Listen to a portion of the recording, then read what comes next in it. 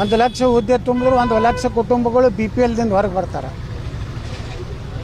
ಅದರೊಳಗೆ SC ST ಜನಾಂಗದವರು 25,000 ಅವ್ರ ಪ್ರಮಾಣ ಪ್ರಕಾರ ದಲಿತರು ನೌಕರಿ ಸಿಗ್ತದೆ, ಹಿಂದುಳಿದವ್ರಿಗೂ ಸಿಗ್ತದೆ, ಎಲ್ಲ ಜನಾಂಗದಕ್ಕೂ ನೌಕರಿ ಸಿಗ್ತದೆ. ಇವತ್ತು ಏನು ಮಾಡಕತ್ತಾರೆ ಕಾಂಗ್ರೆಸ್ನವರು, ಮೊನ್ನೆ ಜಮೀರ್ ಅಹ್ಮದ್ ಖಾನು 400 ಹುಡುಗರಿಗೆ PSI ಟ್ರೈನಿಂಗ್ ಮುಸಲ್ಮಾನರಿಗೆ ಅಂದ್ರೆ ವ್ಯವಸ್ಥಿತವಾಗಿ ಸಿದ್ದರಾಮಯ್ಯ ಮತ್ತು ಜಮೀರ್ ಅಹ್ಮದ್ ಖಾನ್ ಕೂಡಿ PSI ಟ್ರೈನಿಂಗ್ ಕೊಡ್ಸ್ಲಕತ್ತಾರೆ. ಅಂದ್ರೆ ಮುಂದಿನ ದಿವಸನಾಗ ಪ್ರತಿಯೊಂದು ಪೊಲೀಸ್ ಸ್ಟೇಷನ್ನಾಗ ಮುಸಲ್ಮಾನರು ಒಬ್ಬ PSI ಬಂದರೆ ಹಿಂದೂಗಳ ಪರಿಸ್ಥಿತಿ ಏನು? ಆ 400-500 ಮಂದಿಗೆ ಏನು ಮಾನ್ಯ ಟ್ರೈನ್ ಕೊಟ್ಟಾರಲ್ಲ, ನಾಳೆ ಕ್ವಶನ್ ಪೇಪರ್ ಲೀಕ್ ಮಾಡಿ ಅವರಿಗೆ ಅನುಕೂಲ ಮಾಡಿ ಕೊಡ್ತಾರೆ.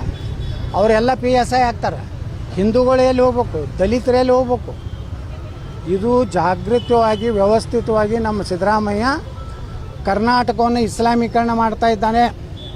ಜಮೀರ್ ಅಹ್ಮದ್ ಖಾನ್ ಇದ್ರ ಹಿಂದೆ ದೊಡ್ಡ ಷಡ್ಯಂತ್ರ ನಡೆದಿದೆ. ಇವತ್ತು ಪೊಲೀಸ್ ಇಲಾಖೆಯಲ್ಲೇ ಇಸ್ಲಾಮೀಕರಣ ಮಾಡಲಿಕ್ಕೆ ಟ್ರೈನಿಂಗ್ ಕೊಡ್ಲಾಕತ್ತಾರೆ, ಭಯೋತ್ಪಾದಕ ಟ್ರೈನಿಂಗ್ ಕೊಟ್ಟಂಗೆ.